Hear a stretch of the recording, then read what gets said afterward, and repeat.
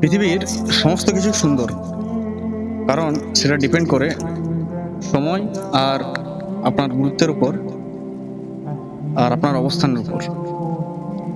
কারণ আমরা যখন ছোট ছিলাম, এটা একটা ছোট্ট একটা উদাহরণ। আমরা যখন ছোট ছিলাম, স্কুল শুরু হওয়ার আগে আমরা খেলাধুলা করতাম। যেই স্কুলের ঘন্টা পড়ে যেত সেই আমাদেরকে ক্লাসে ঢুকে যেতে হতো। তো সেই স্কুল বেলটা আমাদের সেই টাইমে খুব ইরিটেটিং লাগতো যে এত তাড়াতাড়ি ঘন্টা বেজে গেল। ঠিক সেই স্কুল বেলটাই যখন বিকাল 4টার সময় বাজতো তখন খুব আনন্দদায়ক লাগতো, কারণ আমাদের ছুটির সময় হয়ে গেছে। তো এটা ডিপেন্ড করছে কোন সময়ে কোন জিনিসটা হচ্ছে আর আমাদের গুরুত্বের উপর।